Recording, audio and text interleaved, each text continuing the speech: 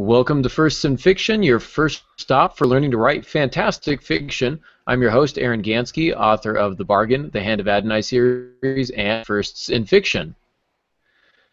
And I'm Alton Gansky, coming to you from Central California. I'm the author of Wounds, and most recently on the fiction side, the fourth book in the Harbinger series called The Girl, part of the writing team of Myers, Peretti, Hunt, and Gansky. Sounds like a law firm, doesn't it? Yeah, it really does. Well, Aaron, first thing I got to say is you look a little different tonight. Oh, okay, yes, I do. And that is because I left mine at work, so I'm on my kid's laptop, which is a few years old and apparently rather laggy tonight. So my apologies. Hopefully the audio will at least come through clearly, if not the video. So what I'm going to do now is actually turn my video off. I'm going to mute the video here, which will make all of America happy, and hopefully that won't overtax the system there. So we'll get to see your beautiful face live and in motion, and we'll get to see my not so beautiful face just kind of awkwardly staring at the camera and the viewers, and that should be a lot of fun for us tonight. So yeah, well, while you were talking about things hanging up and the audio being heard, the audio hung up. So just so everybody knows what's going on, he left his computer at work. He's using an old computer that really belongs to the kiddos, my little grandbuddies, and so there's a bit of a lag in it, and it's been giving him some trouble tonight. So we're going to kind of wing this as we go along. I'm actually going to close down all my programs here, including Chrome, so I won't be able to monitor comments. I'll kind of let you handle that, Pops, if you're able to, as we go through tonight. I did not ask you before the show. I probably should have. But do we have a publishing term for the day today? We can do a little one here, dealing with some of the material when you send stuff in, and that is a cover letter, a query letter, and a proposal. Let me just quickly tell you the difference between those. A cover letter is what you put on top of a proposal to say hello to the editor, the acquisitions editor, tell them a little bit about you and why you're submitting this proposal. You know, I met you at a conference, that sort of thing. A proposal is what you send in to an editor for book-length work. You send them proposals, so that's both for fiction and nonfiction. The types of proposals and the information that goes in them a little different between the fiction and the nonfiction, but that's a different topic. That's the proposal. Cover letter goes on a proposal, and a query letter is what you do for short works, such as articles, that sort of thing. And it's really kind of a sales pitch. It's usually 2 pages long. Maybe you lead with the lead of your article and send that in, and that's called a query letter. So query letter, you're trying to get an article placed. Proposal, you're trying to get a book placed. And the cover letter, not to be confused with a query letter, is what goes on the proposal. And that's our publishing terms for the day. Excellent. For the week. Excellent. Thank you, Pops. I do also want to give a quick shout out to Bethany Kazmarek, who has put up an outstanding blog post today, just an outstanding blog post that I wrote. So, you know, it's being nice and humble over here, but it is about world building, and I talk basically about the process that I went through to create the world of Al Ruja, which is the setting for my Hand of Adonai series, and that is now getting close and closer and closer to releasing. Book 1 is, we're looking at some covers lately. That's kind of the step of the publishing process that we're in now, so kind of going back and forth with some of those ideas. I do hope to put some of the pictures up on Facebook for you guys to see and see which ones you guys like best, etc. So that should be kind of fun. But if you go to a little red ink, INC, not INK, a littleredink.blogspot.com, you can find the blog post there. It features some artwork that some of my students did for the book, including the map and stuff like that. So some real fun stuff there. So if you get a chance, you want to hop on over there and give that a quick read and maybe leave a comment or two, and that'd be pretty awesome. I'm thinking about your phrase, a or the name Little Red Ink. And I remember the first few times I got edited, they would say things like that. Well, there's a little red ink on it, and I think, man, it looked to me like you opened a vein. It's a lot more than a little. The vampire had his goblet of blood next to the manuscript and just kind of spilled a little on it there. Yeah. I've been there. I've looked at some copies where I thought, I think there's more red ink than there is black ink on this page. I don't know how that's possible that you wrote 6 pages of comments on a 2-page story, but well, I mean, that's what we pay editors to do, is to have the keen eye and to make those, catch those mistakes that we may have missed, or find some areas where we can strengthen our writing. So good work that editors do. Well, it was good all the way around, except all the comments about my personal appearance and bodily smells. But other than that, it was a pretty good edit. Felt a little unnecessary. Yeah, I think he's reaching a little bit here. Just edit the manuscript, not me. Just keep it on the manuscript. Yeah, absolutely. Luckily, I haven't had that experience, so at least not from an editor, just basically most of my peers growing up. So, you expect that kind of stuff. So, well, you set this one up here, and it's about poetry, and so I have to make a confession first for those that are listening live, and then those who are going to be getting this as audio or video a little bit later from the time that we record it. I know a fair amount about novels. I know a good deal about nonfiction books. Book-length work is my specialty. Poetry, I know nothing about. I'm as ignorant as a stone when it comes to poetry. And I always want to use the artsy phrase, well, I know what I like. And that's probably true, but I can't tell you why I like it. So I am every bit the student here when it comes to poetry. But you're linking not just writing poetry, but what poetry can bring to the writing of prose, as opposed to poetry. How we as writers can do better in our prose if we understand a few things that come from poetry. Do I have that right? You absolutely do, yeah.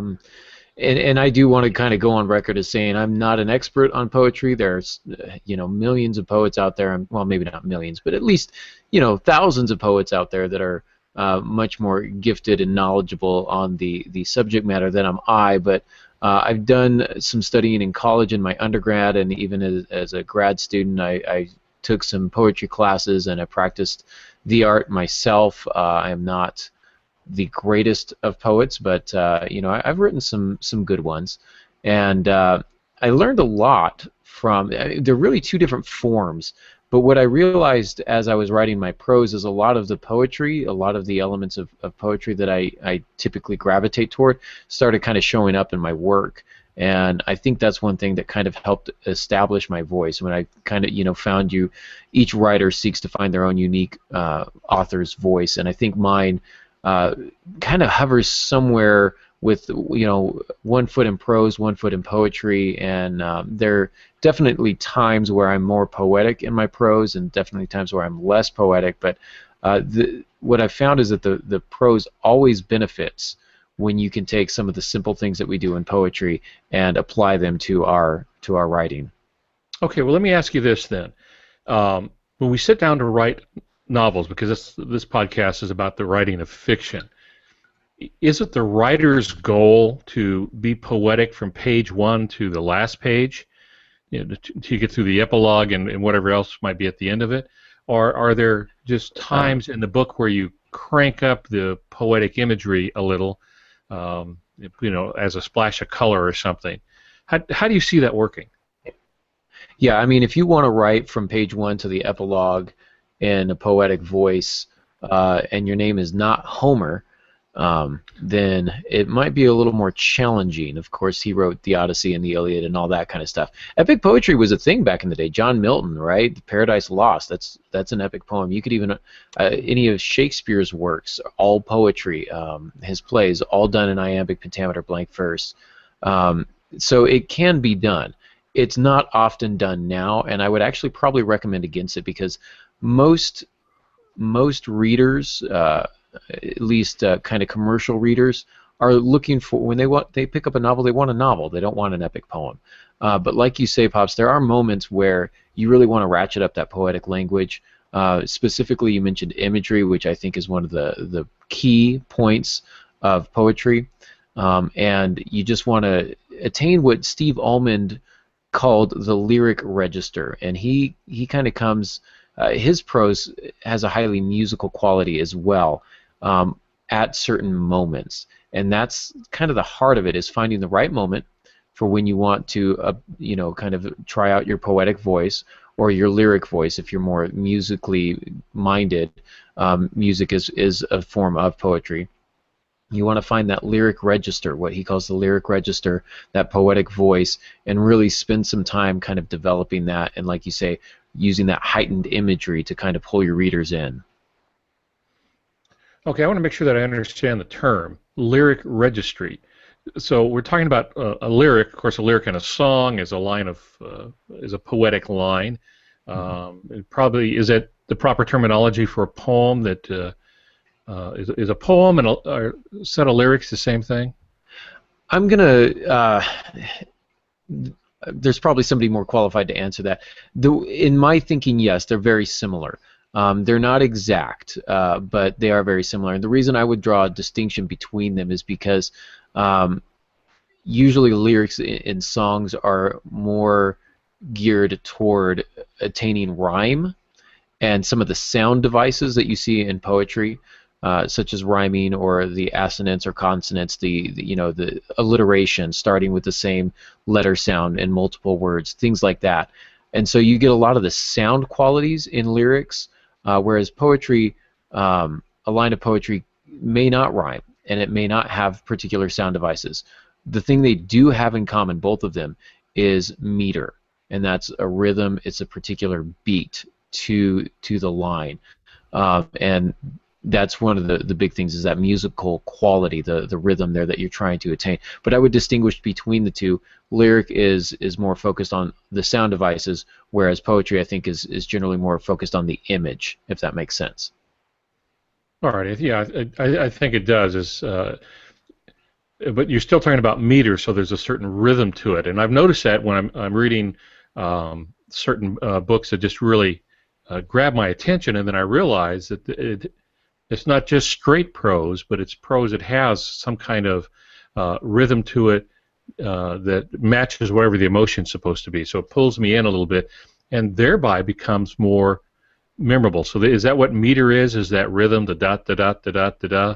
Yeah, exactly. I remember very clearly, and I'm hoping that I've not like fabricated this memory, but you came out when I was still living at home. I think I was still in. I may have just been in one of my first few years of college, and you had just written a particular line, and you were I can't remember what it was.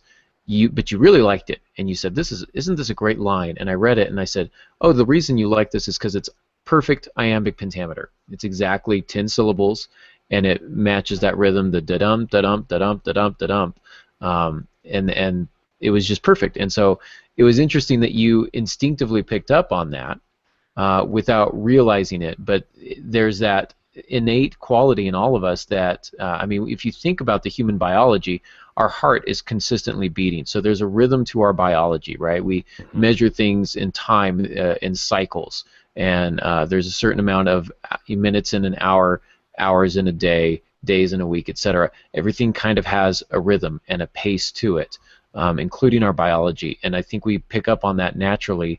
If you go back thousands and thousands of years, stories were told in poetic voice and in poetry for the sake of remembering things. This is why a lot of our archaic, you look at something like Beowulf, all these epic poems that we talked about, we didn't have the printing press. How are you going to remember something that long? Well, you put it into what amounts to a song. And so there's that innate quality in all of us that searches for rhythm. And even though we don't know it consciously, we often know it instinctively. And so knowing that is kind of powerful. All right, would you say then that this, I'm going to misuse the term, but poetic license, that is where the novelist can have permission to be a little more poetic at certain times in the book to heighten tension or to express love that's being shared or whatever it might be. Now, is that really just the exclusive domain of the literary novelist, or are there popular writers? I mean, is Stephen King using any of this, or um, Oh, absolutely. Dean Yeah. Koontz, or someone like that? Yeah, absolutely.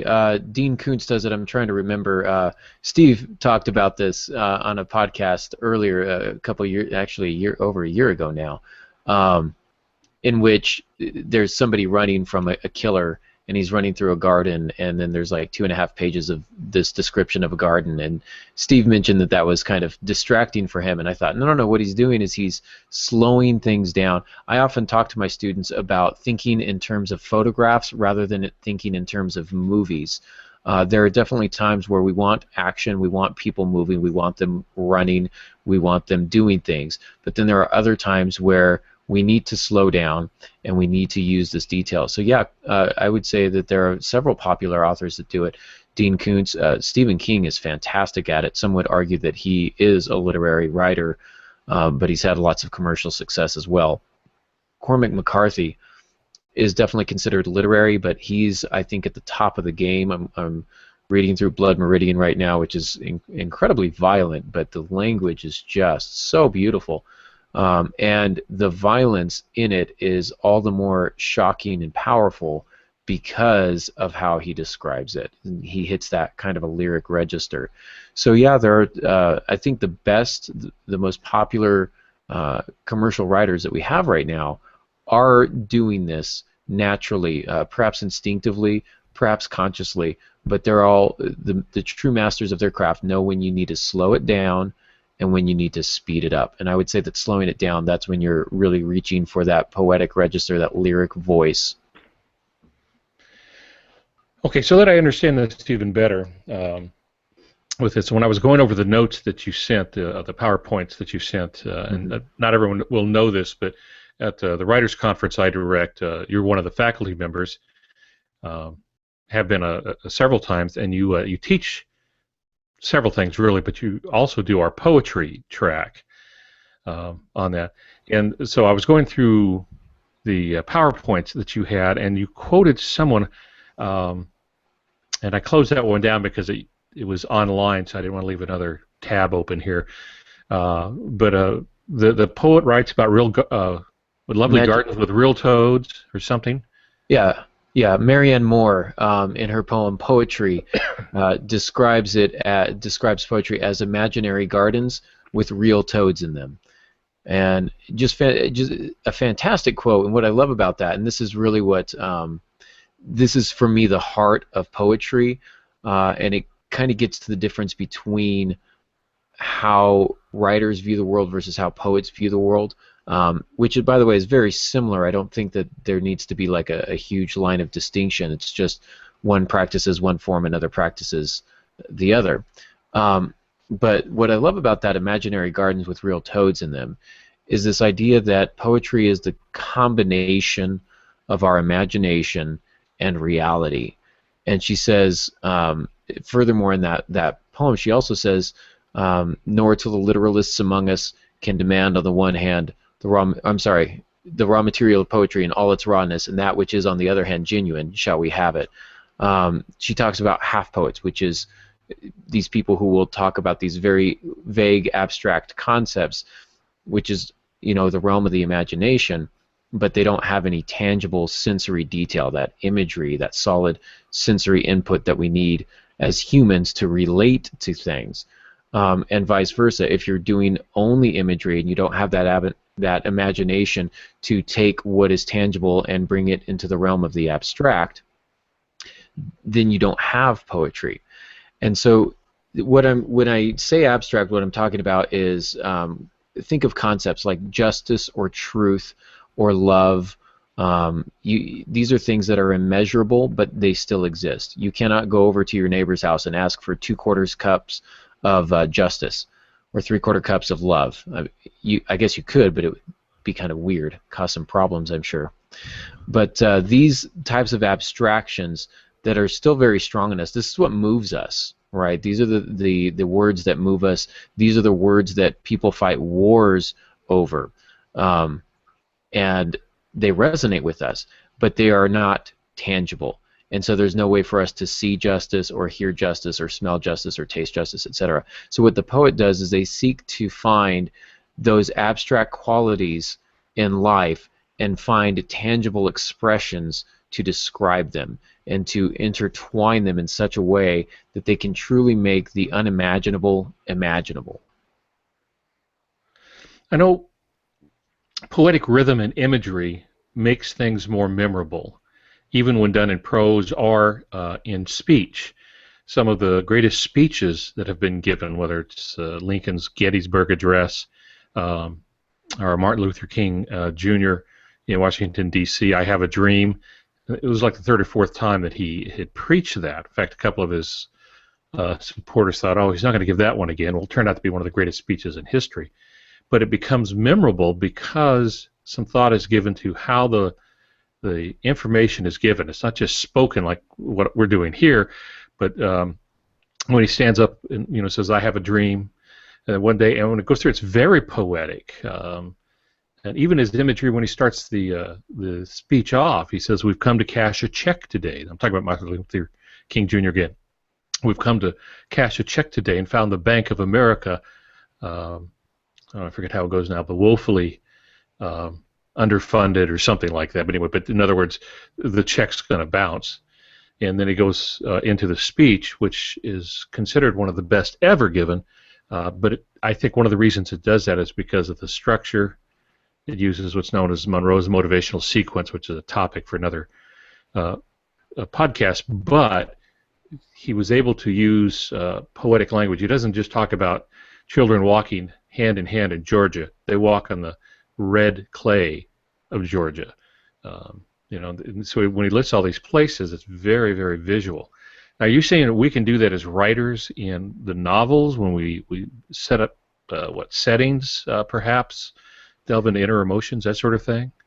Yeah, absolutely. I want to jump back to that idea of cashing a check today. Well, that's exactly what we're talking about. Taking an intangible thing, such as what they're striving for, which is freedom, equality. They're fighting against discrimination. So you've got all these intangible things, all these abstract concepts that are powerful enough to motivate an entire culture to march on Washington, D.C. And he says, "We've come to cash a check today." Well, how do you quantify or explain to somebody what justice is, what discrimination and equality, etc.? How do you explain that to them in terms they can understand? You make it tangible. We're cashing a check. So that's a metaphor that he's saying here. We're trying to cash a check, and the check that we're trying to cash doesn't have a dollar sign on it. Instead, it has equality on it, freedom on it, and that's that combination of the two. And so yeah, that's a great example of seeing that in places. When would you use it in your novel writing? If you've got somebody giving a speech, absolutely you want to do it. I think of Mark Antony's speech in Julius Caesar, which is another great study in motivation and how he manipulates the crowd, etc. But if somebody's giving a speech, but also if somebody is, like you say, in a heightened state of emotion, the easiest one is love. We think of characters falling in love, and they're describing the object of their affection. Yeah, we're going to slow that down, and we're going to spend some time there, and we're going to get a little bit crazy, and we're going to use some abstractions and some metaphors and some similes, and we're going to go to a little bit more length than perhaps we might normally. We're going to go to say more than just what the color of her eyes are, but the feelings that her eyes produce within the character. One of the best examples I've seen of this is in Dennis Johnston's Car Crash, and I think I've mentioned it before on this podcast, where everything's zipping along, and then all of a sudden they get in an accident, and everything slows way down, and he uses very beautiful descriptions. The words that he uses inspire beauty and awe, and yet he's describing a violent, horrendous car crash, and that dichotomy there, that kind of juxtaposition, really resonates with us. Like, this should not be beautiful. This is not a beautiful thing, and yet he's using the language of beauty within it, and so it creates this strange twisting within the reader. Being aware of that as a writer, understanding how to do that, can really elevate your prose. So, like you say, when do you do it? Heightened states of emotion. Doesn't always have to be love. If they're giving a speech trying to rally the troops, Henry V, once more to the breach, dear friends, those types of things. Those are all great moments to slow things down and to really kind of let your explore with your prose, kind of explore some of the poetic things that you normally don't, specifically imagery and figurative language. Excuse me. As you're talking there, I'm thinking of a Dean Koontz novel, and I can't think of the name of it, so I apologize for that. But it has a man in a truck. He has his dog with him. It is a Dean Koontz novel. I don't know if I said movie or not. It's a Dean Koontz novel, so of course it has a dog in it. He must has a dog in every one of those. But it's raining, so he's sitting in this old truck, and it's raining, and we could write it that way, as he sits in his truck with his dog, watching the rain hit the windshield. But he doesn't do that. I still remember clearly how the rain silvered the streets. Didn't wet the streets. The water wasn't running in the streets. It silvered it because of the lights reflecting off of it. And it became one of my favorite phrases. It was, I thought, incredibly poetic. But it wasn't real. It wasn't just a heighten of emotion. It was mystery, because he was looking at a particular door and what was going on behind the door. Of course, he's not going to tell us right up front, and why this guy has to go into that door, and obviously it's a tense situation. And he builds all of that tension around the weather first, before we get to see that the weather is a metaphor for what's going on in his life and what he's about to go through when he walks through that door. And so that's one of the earliest cases I've seen of poetic use of language to set a stage, not just, ushy, gushy, mushy love portion. Nothing wrong with that, but it's really preamble to actions about to happen, yet it was beautifully written. Yeah, I agree with that, and that's a poetic thing that he's done there. He's taken a noun and he's turned it into a verb, right? Or rather, noun or an adjective, depending on how you want to say it. But something as simple as that, and just toying. See, one of the great things about poets is they're not afraid of language. They, I think, perhaps more than any other creative outlet, poets are the ones who want to stretch the boundaries of language more than anybody else. And I love that about them. And I love that they're willing to take an adjective and turn it into a verb. And nobody says, oh, well, that word doesn't exist. They just immediately go, oh, I know exactly what that looks like. And it's just a quick little twist. And so you can get a lot of impact on that. Obviously, this line has stuck with you for a number of years. And so a little simple thing like that can have this profound impact. One of the other things that we're kind of talking about here is when to use the poetic voice. Charles Baxter talks about this in Burning Down the House, which is a collection of essays he wrote about writing fiction. And he has one called Stillness, where he talks about essentially slowing things down, finding your poetic voice, attaining the lyric register, all those things that we've talked about. And he says what you want to do is you want to sandwich that between acts of violence, or you have something violent sandwiched by moments of stillness. Now, violence does not necessarily mean, shooting somebody. Violence in this case, what he's meaning is heightened action, an explosion of action, if you will. Things are happening, things are going, and before the gas station explodes, you have a moment where you slow down and you show the flowers growing up through the cracks in the pavement, those types of things, so that when that gas station goes, it's not just a gas station blowing up, but those poor little flowers, right? I think of this may not be the best example, but I think it's like chapter 2 or 3 in The Grapes of Wrath, where you've got a turtle crossing the street. You've got like 17 pages of this turtle crossing a road, and you're like, wow, I love this turtle, and I want this turtle to get across the road, and then he gets run over, and you're like, you got 17 pages of stillness, turtle walking slowly, and then that moment of action, and it really, really resonates. He talks about that juxtaposition specifically in Flannery O'Connor's A Good Man is Hard to Find, where the misfit is talking with the grandmother, and it's just this, seems like an average everyday conversation, and yet there's this, the misfits gang is systematically murdering the grandmother's family off in the woods, and you get this horrible juxtaposition of, I want this grandmother to live, I feel for her, I'm worried for her, terrible things are happening, but this conversation is so mundane and bizarre that that juxtaposition, running those two conflicting emotions together, has kept that that story in college textbooks since it was written. It's just a piece of fantastic writing that will be around as long as people study writing, and I think it comes from that poetic desire to take two opposing things and really ram them together, to juxtapose them together for maximum effect. Mm.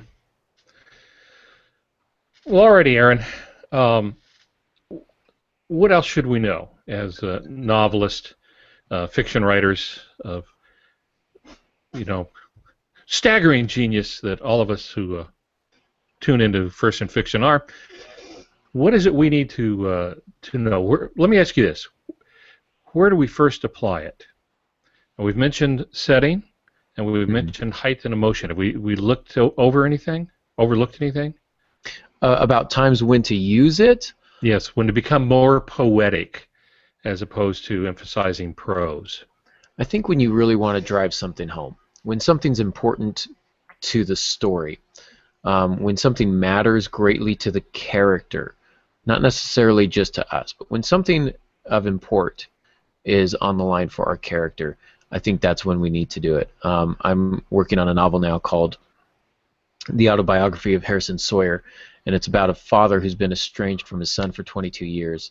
His son dies, and so he comes to the funeral 22 years later, and they're showing this slideshow of his son, and so there's some incredibly powerful moments there, but what he notices, and the thing that really gets him, is the images that they're showing. None of them came from when he was not in a single one. The father wasn't in any of them, nor was his son young in any of them. All of the pictures, etc., had come after they had split apart. And so that becomes, it's not the pictures that he's seen, it's the pictures that he's not seen. And so you get this moment of, this is of incredible importance to this character here, who's dealing with feelings of regret and guilt and failure, perhaps some self-loathing, etc. And then you find a small detail, and that's really you just focus on that. So I would say anytime something's important to your character or to your story, anything that you want to really kind of stick out to your readers, you want them to take notice, you want it to remain in their mind, especially if it's going to come back and play a part later on. I think that's the time where you want to slow yourself down and really kind of develop that language. So to make a particular act or place or person memorable, so that when it reoccurs, the reader's going to remember it because the language was perhaps heightened or a little more visual. Is that what you're saying? Yeah, absolutely. You think of the old expression, the life flashing before your eyes. Another moment is before, like we said, these moments of violence or extreme action. You want to emphasize that, and you want it to stand out. And one of the ways you can do that is by contrasting the style of your prose. Very poetic here, very action-oriented here. It's possible to go from a voice like F. Scott Fitzgerald to a voice like Ernest Hemingway within the same chapter, and that contrast there can really be very powerful. I think probably the writer, I know I'm reading him right now, and I keep saying his name, but I think the best person who does that now is Cormac McCarthy. He's got passages that are just incredibly poetic and tragically beautiful, and then in the next moment he's writing like Ernest Hemingway. They rode their horses. The desert was hot, and so that juxtaposition can be very powerful as well.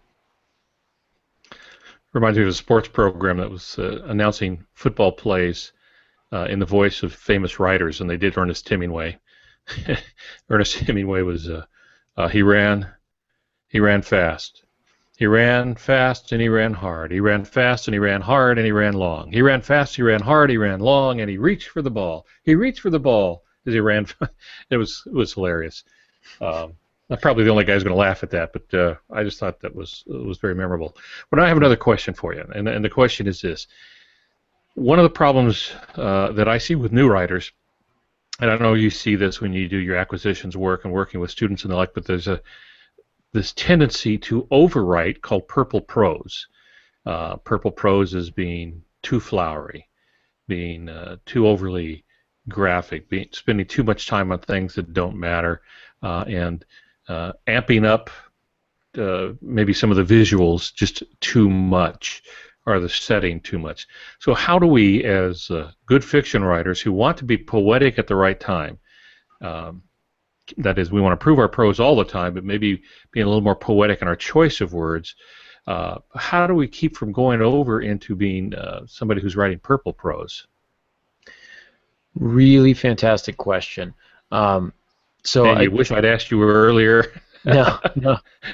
Well, I think I can probably do this fairly efficiently with the amount of time that we have left. But I also want to, I do want to at some point give us a few more tangible tips on how to do this in our writing. But I like that you're asking this.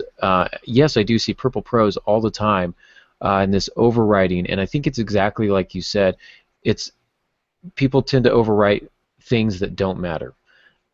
I don't need 3 pages about how bright the sun is. If it's not relevant to the story, please move on. If it's not important to your character, then it shouldn't.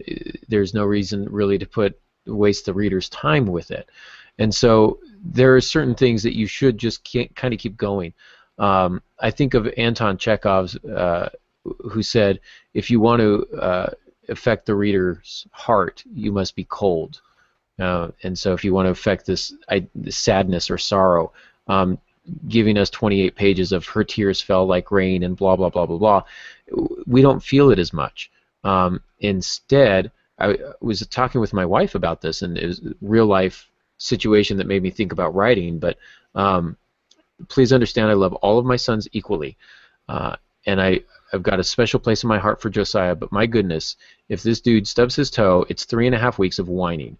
If he has any sort of food that doesn't agree with him, my tummy hurts for 2.5 hours, and he's whining and he's crying. Consequently, when he starts complaining, I have no idea if he's going to throw up and he's got appendicitis, I got to take him to the hospital, or if he just has gas. I can't tell the difference. But poor Levi, who is my 6-year-old, never complains, and he just had the stomach flu last week, and spent half the day just doubled over, throwing up. I don't know if he shed a single tear. He was just so quiet and so sad. I said, "You want me to turn on some TV for you?" "No, thanks." "Do you want me to get this?" "No, thanks." And that just ripped my heart in half, because we don't have that overflowing of emotion. He's trying to be brave through it. In our prose, those moments of sadness especially, you really want to dial it back. That's not the appropriate time for poetic, the lyric register. We don't need that on times of sorrow. You just need to hit, and you need to move on. And I would say, if you find that your writing is full of purple prose, that is an indication that you subconsciously know this is an important moment in my story. I need to sell this moment to the reader. And what you do with that is you go ahead on your first draft and you overwrite. You go write your purple prose. It's fine. When you come back through, you find the 2 or 3 best descriptions. That's what stays. Everything else goes. And so we go back to the silvering of the sidewalk. That is one description, one sentence, but it says more than 2 or 3 paragraphs could.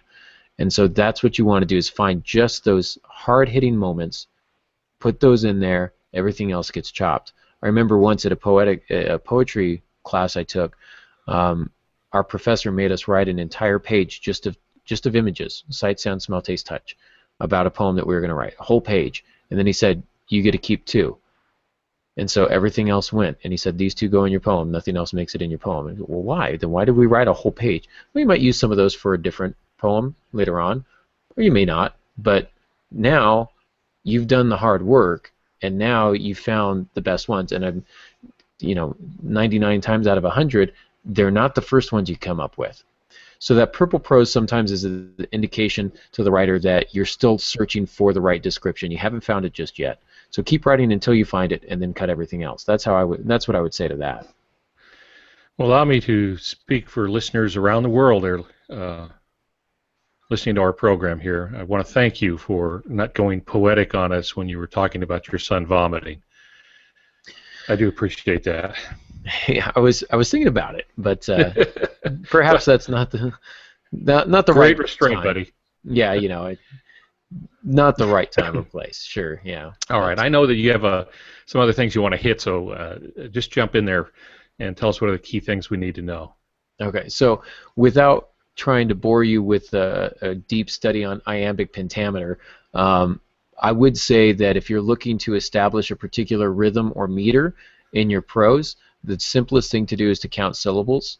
And if you want a consistent driving rhythm, try and match syllable counts in your sentences. It's a pretty simple thing you can do.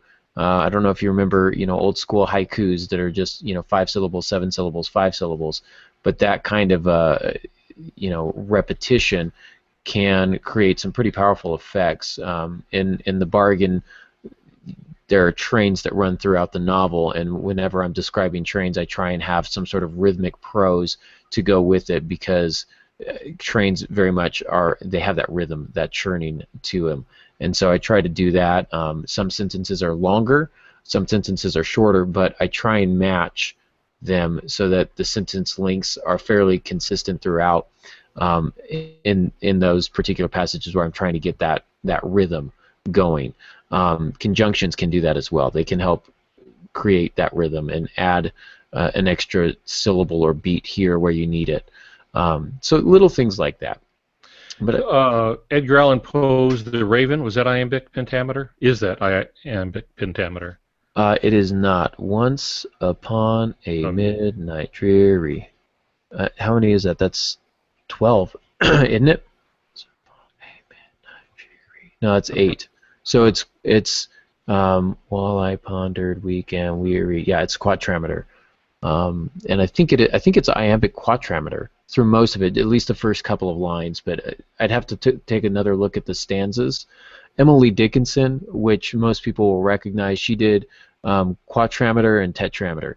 I'm sorry, that's basically 4 sets of iambs and then 3 sets of iambs. So it's ba bum ba bum ba bum ba bum ba bum bum bum bum bum bum bum bum bum bum bum bum bum bum.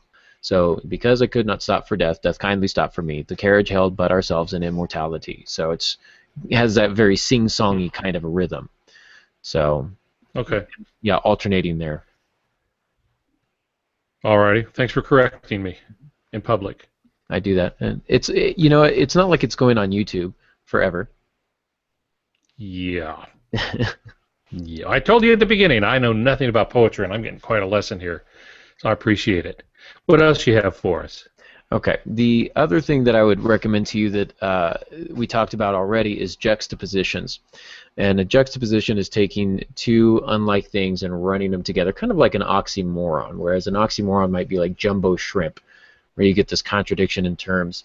You can get a lot of value out of just even coming up with a juxtaposition that doesn't seem, sometimes they don't seem to make sense, but challenge yourself and say, in what way can this make sense? One that's used fairly often, strangely familiar, right? His face was strangely familiar. Well, if something's strange, then it's not familiar. It's not, etc. But that creates that particular thing, like there's a familiarity even though they shouldn't be familiar, kind of the sense of deja vu. Let's see, a wise ignorance, you might say. Or I'm trying to think of another one, a beautiful tragedy. those types of things, where you take two words that should not be put together, you put them together, you ask yourself, in what situation might we have here delicate armor, or the blissful tragedy? How does that work? A pleasing pain, disciplined freedom, those types of things where you run them together, that like immediately kind of puts you up in that poetic voice, because it's done so seldom, and most of us don't think that way. And that's kind of the cool thing about poets, is they don't see the world the same way. They see things in terms of connections. They're always connecting things. I'm going to throw this out there, that if you get a chance, watching, there's a great TED Talks video by Sarah Kay, Kay, called "If I Had a Daughter." And if you really want to know how poets look at the world, that's a video that you want to watch. It's like 10 minutes maybe. It's fantastic, and it's very inspiring, I think. And she gives some very easy things to do. Making lists, she says. 10 things that I know is one of the prompts that she gives to her poetry students. And it's easy to start, like an easy starting point. Then you can make it more complex as you go along. So it's a good entry-level kind of a video for those who may not be familiar with poetry but are somewhat interested. That's a great place to start. And then the last one that I'll mention here is called the extended metaphor. And we all know what a metaphor is. I'm assuming most of us know what a metaphor is. It's where you use words from one semantic domain to describe something in another semantic domain. So basically you take words that describe sailing and old-time navigation, sailing the seven seas, and you use that to describe the relationship between two people, a love relationship between two people. That's a metaphor. He navigated the waters of their relationship with great care and a gentle. I'm trying to do juxtapositions, and a gentle, a harsh gentleness. How about that? There we go. There's a juxtaposition. A gentle storm. A gentle storm. Yes, her love was a gentle storm. That's there you go. That's another metaphor there. So let's take that simple metaphor. Her love was a gentle storm. What an extended metaphor is, it just means keep going. Give us a little bit more. Her love was a gentle storm. It came in with the gray thunderheads of anticipation and exhilaration, and the bulkheads, became pregnant with the precipitation of affection, and you just kind of, I don't think you want to go overboard with it, but the idea is you take this metaphor and you're using all these words from the storm to describe this love relationship. And you can go on for a half page, full page, whatever you want to, and that can really have some pretty profound impacts as well. Those are the ones that I wanted to mention. Well, I went over all the notes you sent me, and I realized the depth of my ignorance when it comes to poetry, and how much good stuff that you had there with that. It was quite an education. And though I think I have, and most writers do, they will fall into the pattern of making their prose sharp and memorable, and what they're doing sometimes is they're being poetic about it. So, good stuff, Aaron. You've enlightened us. Well, thank you. I appreciate that. Do we have any questions from the room? I've not seen any questions, no. Okay. I've seen a few comments and stuff that have come through. Of course, there's always a delay in this. That's a little sad, but I don't see any questions from the room. So, as we're coming up on 7:30 here. Yeah. One thing that I would mention before we sign off then is a couple names to get you going. If you want to really establish your poetic voice, I firmly believe that you should be reading poetry. I know that's a scary thought to some people, but if you go to poets.org, pretty simple, they feature poems, I think, daily, and so you can go and read a few of those to kind of keep up with some old school poems and some new school poems. Of course, some of my favorites, Robert Frost is one of my favorites. Love Elizabeth Bishop and Marianne Moore and Adrienne Rich. Those are some names that you may want to kind of look into. Amy Nezakumahamathiel, she's got like one of the longest names ever. And she actually writes a poem about it. What is the, Pops, do you know the term for the fear of long words? No, I don't. It's like gigantico. It's, I mean, it's a ridiculously long word, so Big irony there. word But phobia? yeah, big word phobia.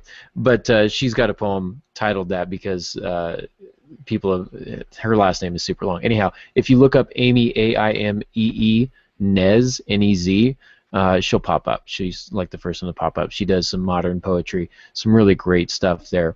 So I would suggest those names to kind of look into, and read a few of those, and kind of fill up your poetry tank, if you will.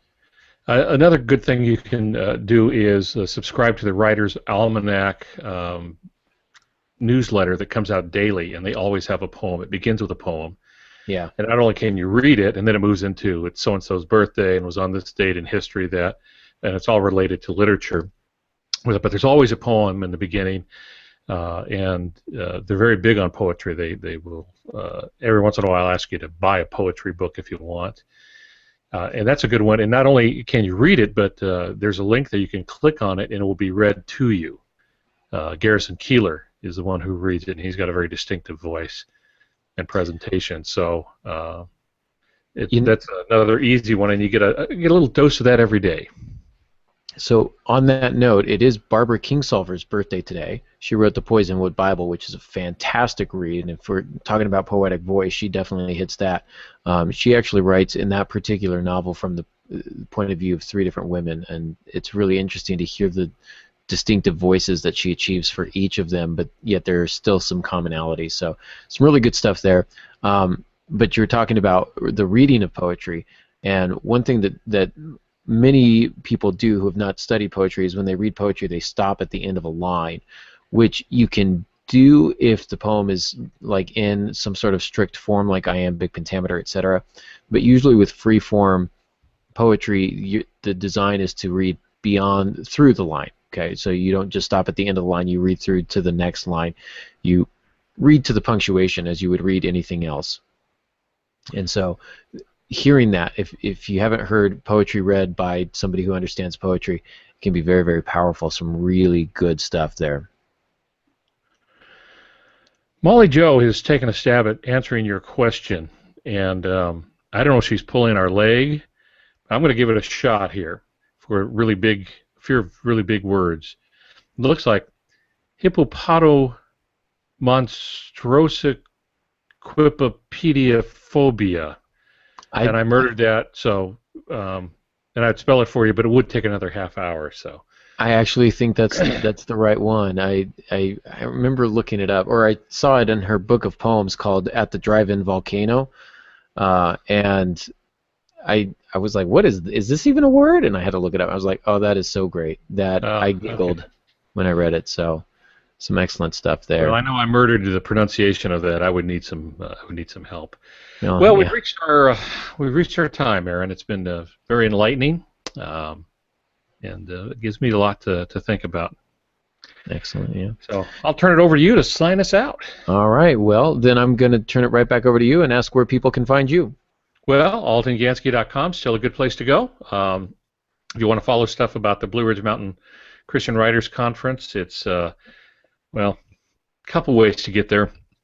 One is just the initials brmcwc.com or my hyphen CWC, which stands for Christian Writers Conference. That'll get you there too. If you can't remember any of those, just look up Blue Ridge Writers Conference and it'll get you there. Yeah. And as we get closer to Blue Ridge, which is this May, so it's coming up next month already, you are posting more and more things for conferees on BRM CWC. Is that correct? That's right. Yeah. The blog gets very busy at this time, and the number of people going to it. But we're preparing them for the conference, also giving general writing instructions. So we talked about this week what a one sheet is. When you go to a writers conference, it's become big to use one sheets. those used to be the exclusive domain of public speakers, but budding writers use them at writers' conferences now, and it's become very useful. So we'll talk about that, how to plug into the proper social media. So there's really a bunch and more coming, and that'll continue till about the middle of May when the conference begins. Excellent. Yeah. That's good. I'm looking forward to that. There's going to be some really great stuff there and at the conference, so it's going to be a lot of fun. As always, you guys can find me at aarongansky.com. Don't forget to swing by a little red ink, inc.blogspot.com, and check out the post. And while you're there, read some other posts, because some great stuff there. Some really good, thoughtful, and entertaining blog posts. So, and make sure that you drop Bethany some comments there. So, thank you all for joining us, and until next week, good writing.